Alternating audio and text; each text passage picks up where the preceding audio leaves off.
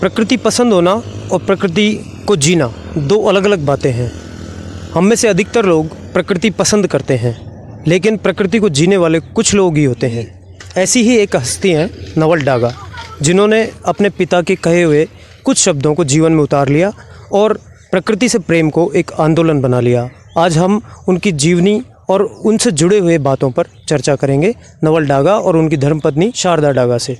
Media news के साथ बहुत बहुत स्वागत है सर आपका।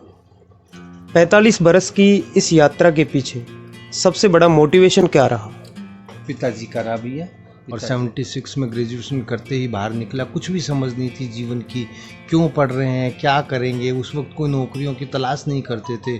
आज जैसी मारामारी नहीं थी। हमारे से पहले 75 में तो यूँ घर से पकड़ के ले जाते थे और नौकरी लग जाती थी। कोई आजीविका की आज जैसी कोई समस्या नहीं थी 76 के अंदर। तो हम तो सारे जो हमारे साथी थे वो भी, उनको भी नहीं पता वो क्यों पढ़ रहे हैं। भाई शादी हो जाएगी, ग्रेजुएशन करें सो बस, और इससे ज़्यादा कोई मकसद नहीं था, कुछ पता भी नहीं था। नौकरी लग गई, 4 दिन की नौकरी लगी, 1800 रुपये की तनख्वाह। माताजी बहुत खुश हो गई। पिताजी ने कहा गैलो हुई है, बीकानेर के शब्द है गैलो, मतलब पागल है क्या, कोई अच्छा काम कर, कोई राम जी का काम कर। रोटी तो किसी भी तरीके से, जूते बेच के भी रोटी कमाई जा सकती है, कसाई बन के भी रोटी कमाई जा सकती है, और हलवाई बन के भी रोटी कमाई जा सकती है। इसलिए तू पेड़ लगा, पेड़ की संभाल कर।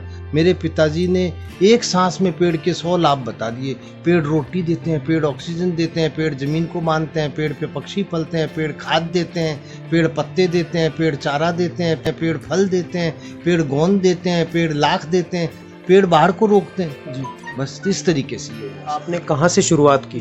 काम तो शुरू कहाँ से किया था, हो क्या गया। पहले स्लोगन लिखते थे, स्लोगन लिख करके दोहे लिखने लग गए।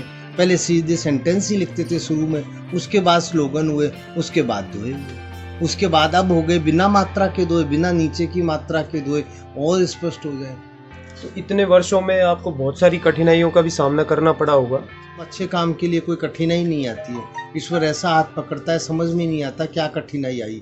कठिनाई आने से पहले 4 रास्ते तैयार रहते हैं। मेहनत तो करनी पड़ेगी, कोई परोसा तो खाना मिलेगा ही नहीं आपको, रबड़ी तो मिलेगी नहीं कोई ऐसी। अभी मैंने एक अखबार में पढ़ा कि बीते 44 साल से आप नीचे भी नहीं गए, मकान से नीचे भी नहीं उतरे। वो तो ये है मेरे भाई, घर में मौत मरगत ब्याह शादी कार्यक्रम होता है तो जाना ही पड़ता है, पर आम आदमी के कार्यक्रम में मैं नहीं जाता हूँ। क्योंकि आप काम कब करोगे, रोज़ सवामणि, सैसरगढ़, बर्थडे, मैरिज एनिवर्सरी, तीये की बैठक में जाते रहे तो आपके पास समय ही नहीं बचेगा काम करने का। तो ये हर एक सेकंड का जो समय प्रबंधन है, इसकी प्रेरणा स्रोत आप किसे मानते हैं? मेरे पिताजी चीज़ को जगह यथास्थान रखते थे। वो यथास्थान रखने में कहते थे कि जब समय बचता है, यथास्थान के नियम का बचत होती है। मैडम आपसे बात करें तो विवाह कब हुआ था आपका?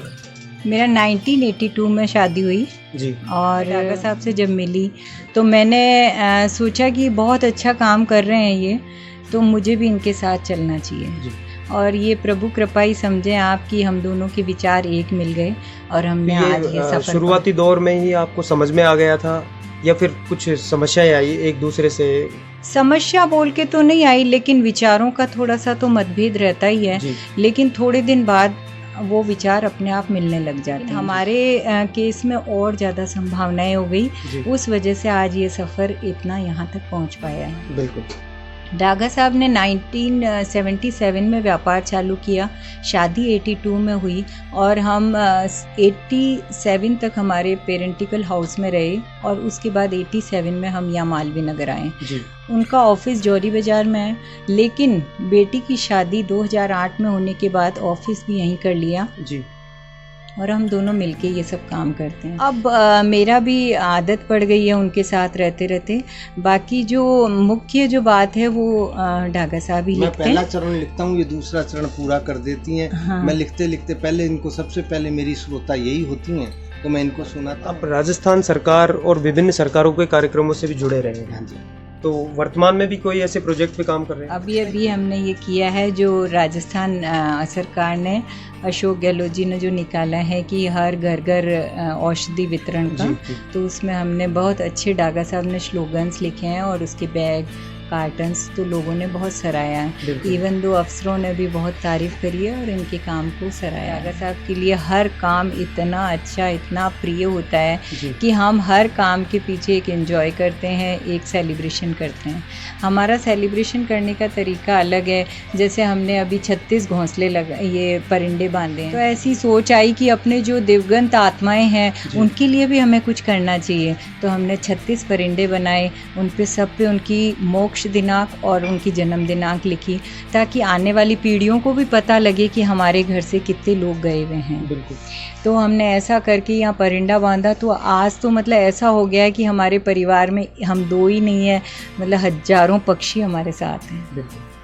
तो सर मैं आपसे जानना चाहता हूँ कि आज का जो दौर है, युवा पीढ़ी जो कि सोशल मीडिया से उलझी हुई है बुरी तरह से, और दूसरा पिछले 1 साल से पढ़ाई का भी कोई स्तर नहीं बचा है, तो युवा पीढ़ी के लिए आप क्या संदेश देना चाहेंगे कि वो खुद को किस तरह से व्यवस्थित रखें? आपको सुबह उठने से लेकर रात को सोने तक में व्यवस्थित रहना पड़ेगा।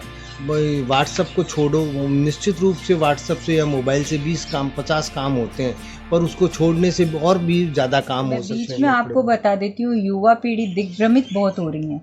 मतलब आज आपने कुछ किया और आपको सफलता मिली तो वो सोचती है इसमें सफलता। हमने हमारी बिटिया को भी यही समझाया कि अगर आप एक अपने इसूल, एक जुनून, एक बात पे चलेंगे तो कहीं ना कहीं पहुंचेंगे, अदरवाइज आप इधर उधर भटक जाएंगे। तो जो युवा पीढ़ी है उनको सोशल मीडिया ने बहुत भटका दिया है। फिर दूसरा, पेरेंट्स को भी उनको फोर्स नहीं करना चाहिए। हमारे पास हमारी कंपनी का एक फोटोग्राफर है, वो इंजीनियर पढ़ा है, लेकिन उनके वो बोला मैं मेरे माँ बाप के फोर्स से इंजीनियर पढ़ा हूँ, लेकिन मेरा पैशन फोटोग्राफी है।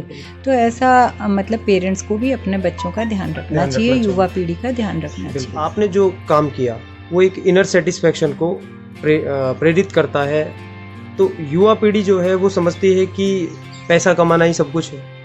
तो इनर सेटिस्फैक्शन और पैसा कमाना, किस तरह से आप इसको? अगर आपका इनर सेटिस्फेक्शन है तो पैसा अपने आप आएगा, पैसा कमाने की ज़रूरत नहीं है। आपको जो मन में अच्छा लग रहा है वो काम करेंगे तो पैसे की कोई बहुत बड़े पैसे की ज़रूरत नहीं है। अभी वर्तमान में कोई नए प्रोजेक्ट पे आप काम कर रहे हैं, उसके बारे में अगर आप बताना चाहें। हमारी माताजी का नाम चंपा है, तो चंपा के ढोल लगाए हमने सड़क पर 220 लीटर के, 17 तरीके की चंपा लगाई है। उसके अंदर पूरी गली चंपा हो जाएगी।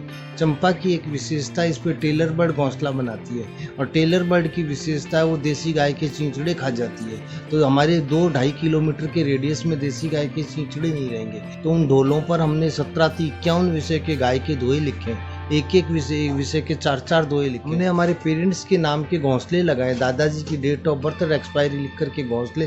तो ऐसा लगता है ये चिड़िया दादाजी के घर में जा रही है, ये नानी के घर में जा रही है। तो मेरे दोहिते को कैसे पता लगेगा कि नाना के नाना का क्या नाम है? तो उस पर वो देखेगा तो भागता है, वो मेरे नाना की है तो नाना की चिड़िया है।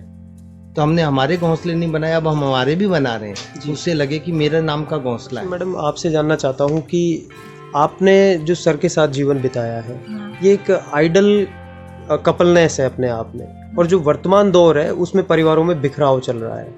तो एक आदर्श फैमिली कैसे बने, इस पर आप कुछ बताइए। दोनों समर्पित होने चाहिए और एक दूसरे पे अपेक्षाएं नहीं होनी चाहिए, ये मेरे लिए ऐसा करें।